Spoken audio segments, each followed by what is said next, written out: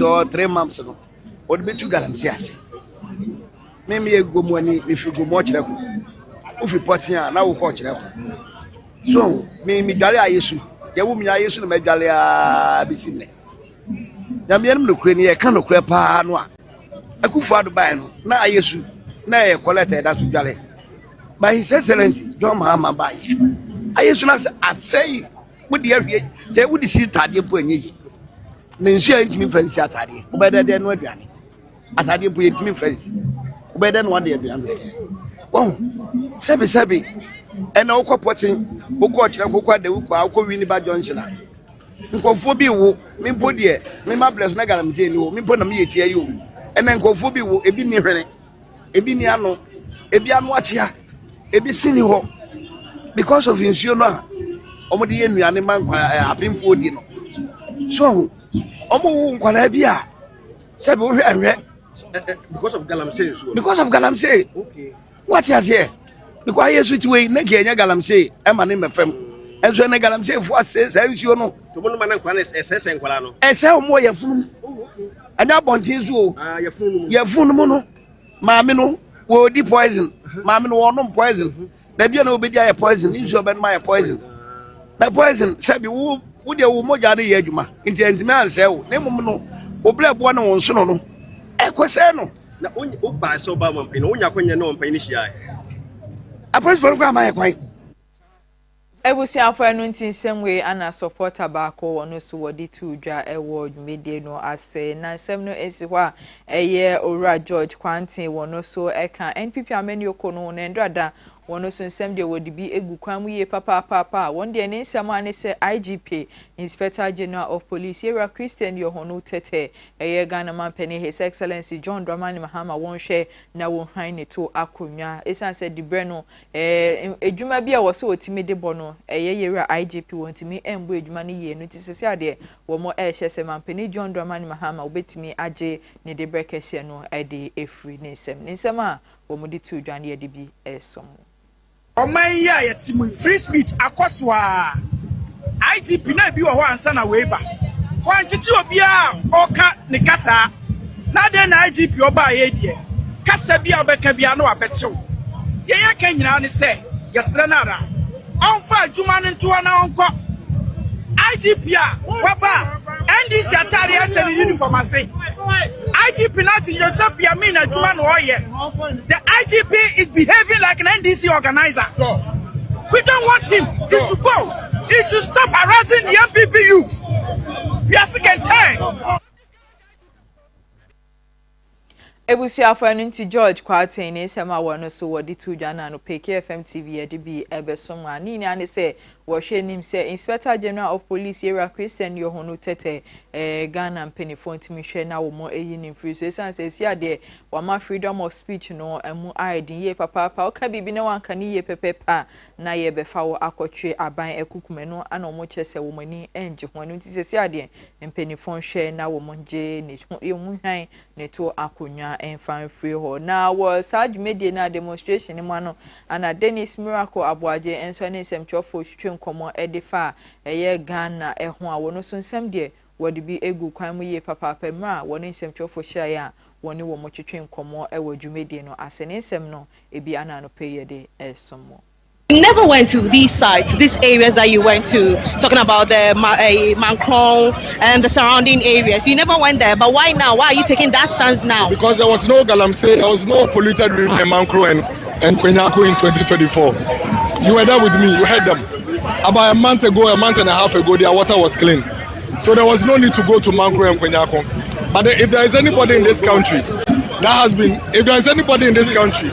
has been consistent when it comes to issues about galamsey, nobody can take it away from me. You know why I stand on the street and I confidently speak about galamsey? Because there's not a single record of me enabling galamsey like the NSA when they were talking. I was consistent. I have been consistent, and my call on galamsey didn't start today. Yesterday I shared a video from 2022 that showed clearly what my position is on galamsey, and so I think I have earned the right to speak on galamsey any day. So that is your words to protest that you've earned the right to speak on galamsey? Any day. any day. But many will say that your government issued more mining licenses than any other government in the Republic of Ghana. It's when you issue licenses, does it enable illegality? Why haven't you guys ever pointed out the illogic in that conversation? That you issue license that grants somebody the proper regulation to engage in a venture, and that is the reason why there are illegalities. The challenge does it add up? The challenge is that the thin line between illegal mining and small scale mining is difficult for us to come by, because if you give someone license to mine and he's perpetrating illegality, it's difficult for us to know. Isn't that the reason why that point is actually illogical? Because people are not waiting for license before they commit an illegal crime, are they? So how is that even a conversation? Even the people we gave licenses, I am asking a very simple question. I'm asking you a very simple question. Are people waiting for licenses before they commit the crime? No, they are not waiting. Exactly. But the challenge is also that the people you give licenses to mine small scale mining, you are not even to trace and know whether isn't it easier to even know who you have granted license to and track than not know who you have? I am saying that conversation is moot. It is completely moot, and it's a way, and I think it's high time you guys point it out, that the fact that DVLA issues. Ebusiafo no nti semwe ana Dennis Miracle Abuaje wodi tudwa ewo demonstration ase anope KFM TV yen so ye de bi abesom ho sa ye gina ne nseme so na ye twa ye ho akwaje aboafo nkrato abaye ba nsem ne doso na meto aso ede amam.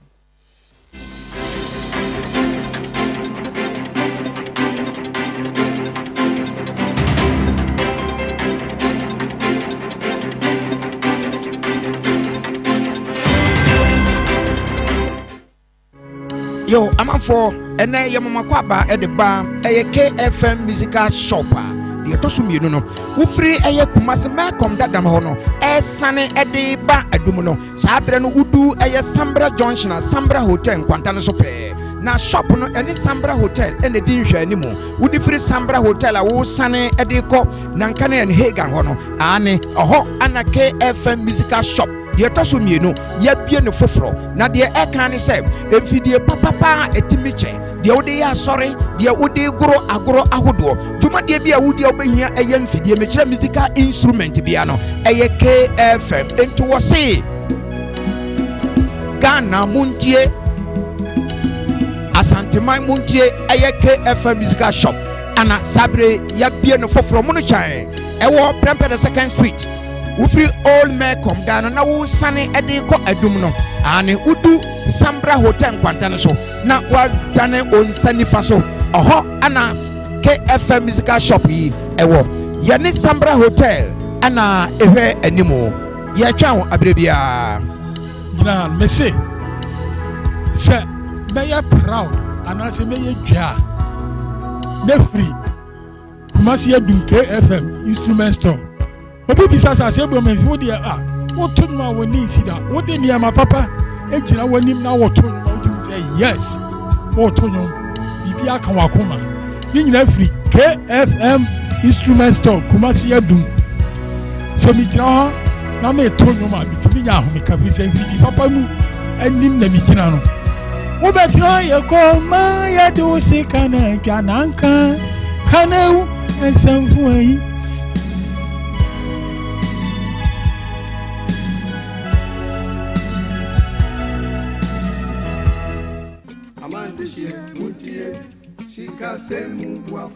Medogbena mi Ghana duko do ajaple ho duko kata. Mi echo nyanyi adevena mi cho Talent Microfinance Limited Gajradopa. Mi wona susu savings, adishare, school buafo, cashback, ple bubua okata. Nenyebe egajom de mi agbo la letie tomegbeko ateun aho gadodo. Kenenyebe egajom vivi la nenyebe o gahia ola ateun ava de o gai kenehia fa. Tanenyebe mi foncho mi afa jom yo kenye mi afa gadodo nyawa. Business loan elemiashi, church finance elemiashi, salary loan elemiashi, eye bubo li kenye personal loan. Nenyebe mi foncho business loan a enye gadodo ikemie nana asichalao. Nenyebe washiba keke. alum LSW we have a talent mi pepe gede nwo nenye wo shigba LSW a na wo ge wo keke gede ji to talent po mo nu omo nenye be mi fonchu mi afa salary loan a enye gado mo mi ke mi vuna mi afa jidudu $1 nke ga nyo he ya va talent wo pay slip pe bank statement ye kwenye nwi here o na koko ho salary loan le rate mi to keke akeji church financier personal loan va nenye habobo masoli hama eji fufofo sankuo jitao olila ashibobwe keke mi flege no na no hem v choji nto jinwade vare kwereka mo npopo kai ganyu he ya talent kuna kpohe ya ole chagbagba na do tare talent bena wo gado mo wa anobobo enami akpenami etibe ya nyafi ke talent la talent microfinance jengo amegan shipe ape letina tejipo hotame mi ape kapomo enya 050-129-1298 alo 050-128-9119 talent oga kwamanu banto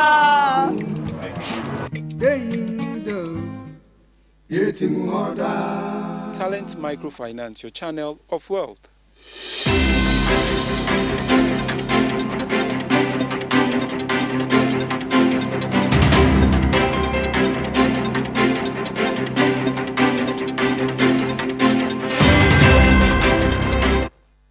Ebusuafo yeguso amamu ina akwaba edamu asesa no pe muguso etimu TV no ho amohwe no nso pe mu kase wo KFM TV ne so anope nsem no edoso ye papa anamede bro na metu ansem ne so ediama odia eye communication minister onmonya for Sam na te George wode abtembi abetudwa wode kwama DSTV mpenifo ene committee ahodo a wo mutena se eka wo prize no asem no mo chem se DSTV wo mo hye adwuma se e wo September bosume ne da etoso enwotwe e wa fimpinuni eduno enumu na sesia de wode na wotwe ba kwa na de ama mpenifo se wo mo hwe na wo mo price ne ho nsem no wo mo fanka ni niama emfiri ho no chese wo mo ehwe nim se wo September bosume ne da etoso eduno enkron e wa fimpinuni eduno enumu no na wo mo de wo mo final report no wo mo de abetu dwane mpenifo enso atena se no mo hu eye de ombe ye dia fon ne National Communications Authority NCA ekrata wo mo de ba mbontem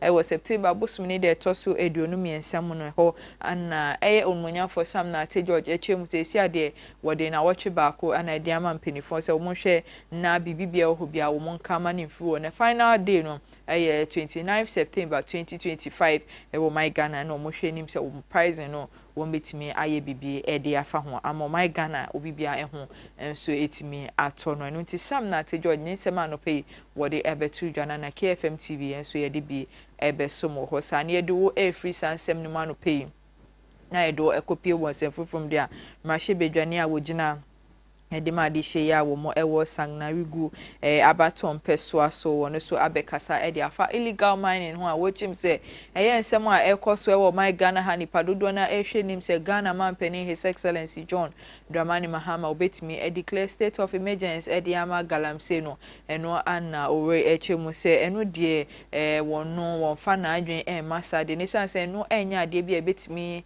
eye aso galamsey ya no krakra eye owura ata isa wono ana oche ne nsem sei emra woni nsem chofo shaya woni wo mo twetwe nkom wo che se illegal mine mi che galamsey no eyade a ekoso ewo my Ghana state of emergency no eno enya de betimi abre galamsey na no kra ewo my Ghana wo se ye pe enyama ene kwan foforo betimi ede aso galamsey ya no na state of emergency mo hwe nim se mampeni John Dramani Mahama betimi declare no wo che se no enya de bia ebetimi abonsan se wono won fa na adwen masa ade ne nsema wo de to dwana no pay de bi esomo us to get useful lessons from the past. You cannot begin solving a problem when you don't learn from history. And on that score, I'm not even coming to downplay the impact of crusaders that you are talking about. In fact, we need to commend them. I think that if we have one national issue that has gotten so much attention by the fourth estate of the realm, the media, is the fight against illegal mining. So I think we need to commend every actor involved in these things by making sure that they bring out the issues that government should confront. And also, it's even an educative program because most people watch TV stations and radio stations, and for the first time know that Galamsey can lead to ABC. They might not have known such information. Yeah. So we need to commend you guys. Democracy have fixed the country and all those groups that are advocating for us to find a lasting solution to the illegal menace. But I was saying that let's look at the useful lessons we can draw from the past.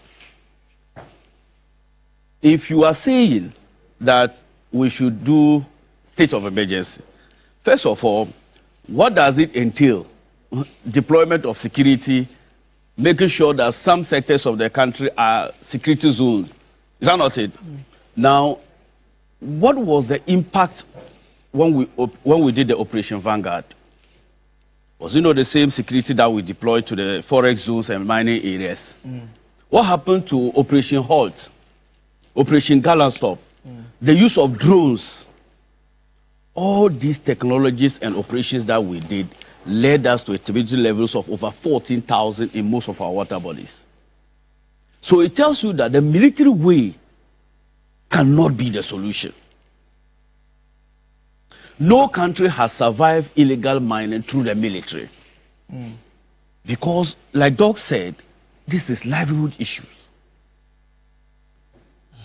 Any effort that is not intended to create an alternative livelihood for those people will not work. I mean, those who disagree with you will say that the previous government, they did the same thing. They came out with the community mining project. They also came out the livelihood or alternative livelihood plan as well. So let me tell you sometimes the difference.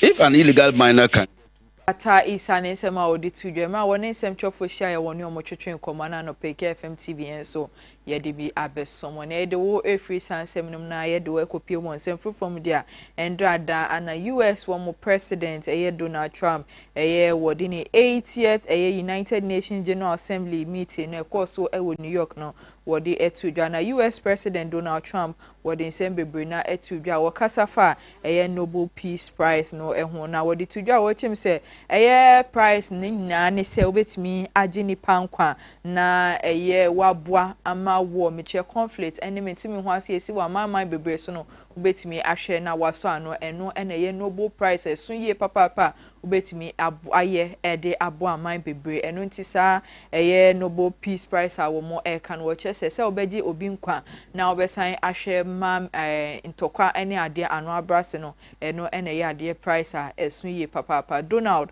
Trump no and odin semu etudwa ewo 80th United Nations General Assembly Jumedia course ewo New York mine moneho and odin semu na etu eja. But later I realized that the United Nations wasn't there for us. They weren't there. I thought of it really after the fact, not during these negotiations, which were not easy.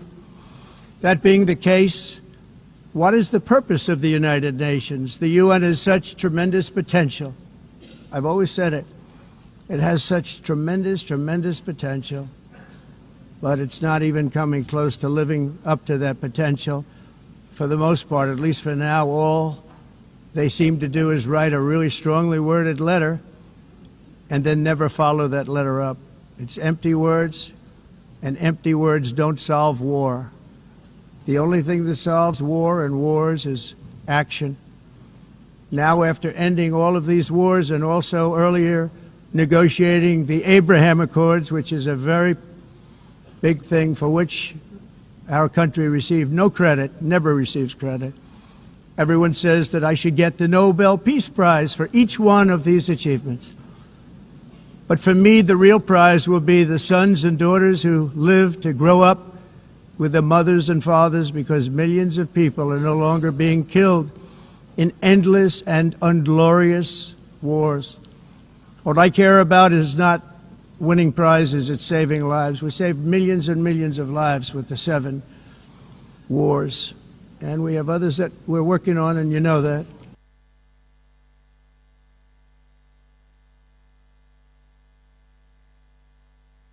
Donald Trump nesema wode etudwana na no payenso ye dibi ebesomo na nesem no afensi wa wosan editudwa wochim se eye be se bosome enwotwe a wobetena so se mampeni ewo US mining no wabone homodin aso ntokwa bebre anu a wo kyese eye aman bese enso 7 anna mentimi ho as ekoso wo a woni Donald Trump wabone homodin aso santokwa ni ni anu a eye UN bia amboan wo kyese no achievement kese edema no ewo eye US mine mo no ti Donald Trump wodin same way enso etudwa ewo 80th United Nations General Assembly Jumedia ekoso ewo New York mine mo ho ana wo sign edin same way etu edwa. Did it in just 7 months. It's never happened before. There's never been anything like that. I'm very honored to have done it. It's too bad that I had to do these things instead of the United Nations doing them. And sadly, in all cases, the United Nations did not even try to help in any of them. I ended 7 wars, dealt with the leaders of each and every one of these countries, and never even received a phone call from the United Nations offering to help in finalizing the deal. All I got from the United Nations was an escalator that on the way up stopped right in the middle.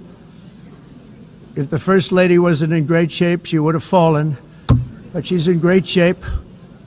We're both in good shape. We both stood. And then a teleprompter that didn't work. These are the 2 things I got from the United Nations, a bad escalator and a bad teleprompter. Thank you very much. And by the way, it's working now. It just went on. Thank you. I think I should just do it the other way. It's easier. Thank you very much. Ebusiafenunti US President Donald Trump ono anodin semwe ebetu dwa no payen so ye de bi ebesom se obi man so nsem wo KFM TV ne so na ye do every sansem no na no pay ye de wo akonsem from dia endra da akopie mu wo Cape Coast ye kwantimpone so amente ye akwenhia bia esi ye wo bia ye fe wo se ye yamonsa wo Cape Coast kwantimpone so ye akwenhia esi ye no omo chese nipa ba ko de woto aso efa so eto anana no ewon hyedo a eye emu 18 so womo eprepra ye papa womo egwa yaresabia womo eje ayahwe ni ni anise akwenhia esi be 5:30 am emra eye sprinter car bi woni eye diesel truck bi ekohye mu a ewo NDC womo regional office nenim pe ana sa akwenhia etimesi ya omo chese sesi ade nipa ba ko de wato anana no ewon hyedo a eye 18 so womo eprepra womo egu ayaresabia womo eje ayahwe nemra akwenhia ne sie no eye Ghana National Fire Service for etimi ebom homodin edu ho animu ye a womo ekoje dodo na enkwa edifree sa eye akwenhia mu asesi ade aposifo a womo ho echemu se womo so emuguso a eye nhwehwemu ye papa de afa akwenhia ho na se ne bepo bia no wombema wo bibia aso atensem ana no pay ye de abesomo ewo eye akwenhia sie ewo Cape Coast endrada no emo ye gina so na metwa me ho sema ba me ba me den sem no eko edwedie emu.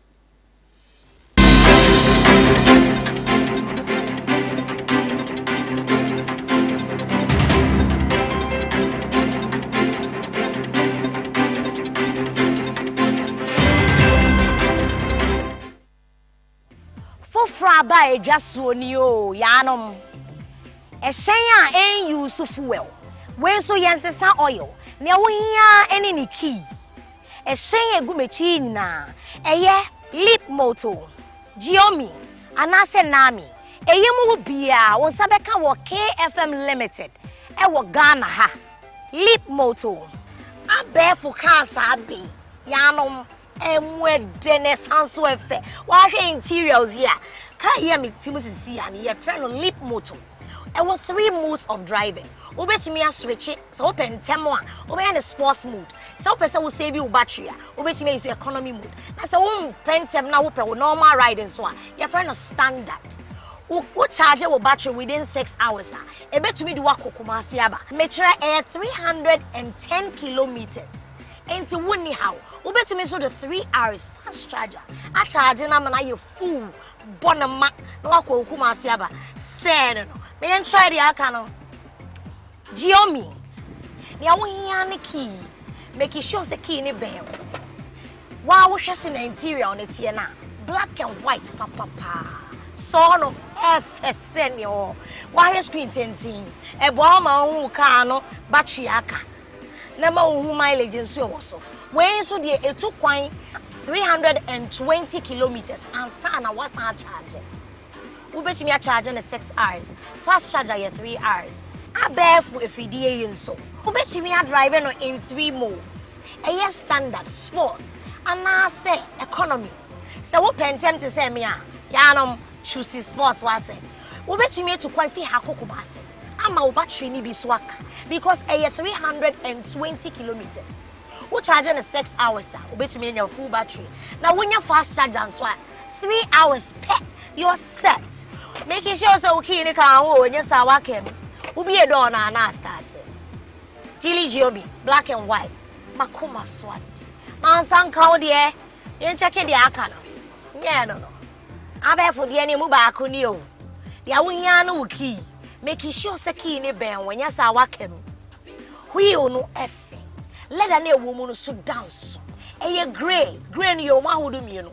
The any hakakra, any the mood. As also was screens me no.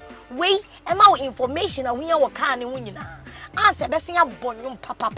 Your friend entertainment. The Awiano. Anne. And that's over to me so I driving in 3 modes just like the others. Standard and I say sports. So open them. Car way so. A bet to me to Kwaya Kokumasiaba. 330 kilometers. Which I would crowd to make Jesus on one young kakra and Sunday do. Who charging 6 hours, sir? No. So bet me so charging 3 hours. If I no fast charge. And you know, KFM Limited. And they are big just so. Fraying near me own Sankan with the intentem. So open installments. A high purchaser. And train will not say. We've got you solid. Yanume, on Sabechimia Fidie Mubia, our KFM Limited. On Sabeke Fidie no what Chiano Kakran Kakra. Wait, Unyano Bebia, a KFM Limited. Fraying, ever sort out.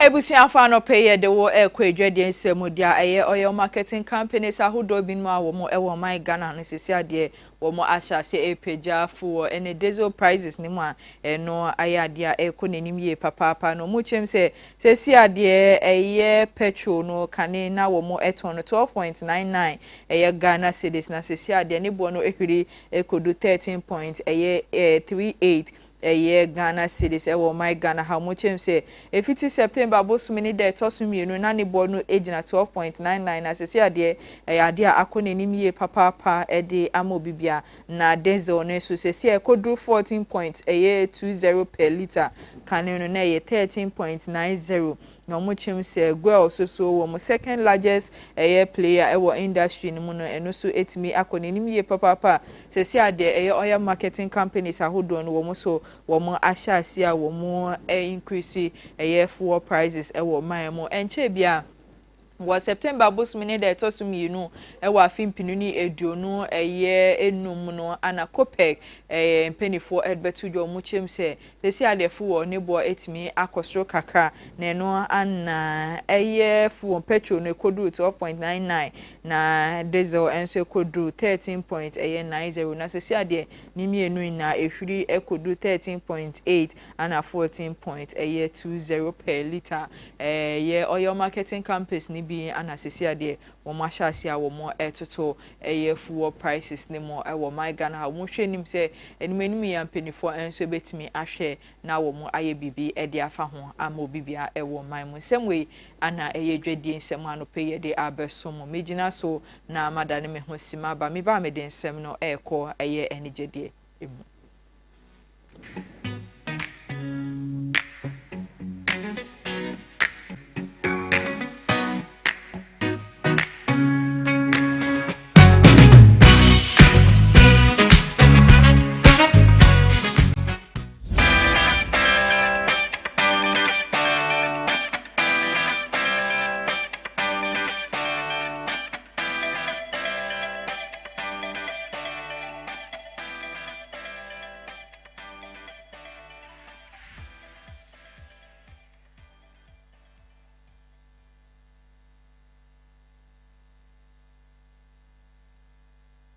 Shimamba ya densem no ekwa ni je densem mu dia Ghana nwumtuni ya eba no rapper wo bone homodin wo mu ye papa sa akode ana meka ne ho asemi na ye ne concert afibia no wo de hihye so wo my Ghana ha ya to ni din se rapperholic no ye afiwe die no sa akode ehwem se wo mu de bekwa akohihye so wo Asantimantem Kumase ye Baba Yara Sports Stadium ho ana dwumedie kese we bekoso ho wo September bosum ni de to so ye ediono enson wo afim Pinuni Ediono Enumeche 27 September 2025 ho anadwumedie kesewe ebekoswa kukudamfo bebrena ebebe piem ho na sa akode ne nsɛmtwɔfo hyaya woni wo motwetwe nkɔmɔ a wɔkyɛ sɛ ne fans no montime kutwe san sɛ dwumedie no enye enkwala agrokra wo the different types ana sɛ wo be hyemu kinaye papa de ama obibia no nti wo a obeba bi no ebekɔso ɛwɔ Asantimantem Baba Yara Sports Stadium sa akode enwumtuni ne nsɛm a wono akasa wo de tu dwana no pay me de bi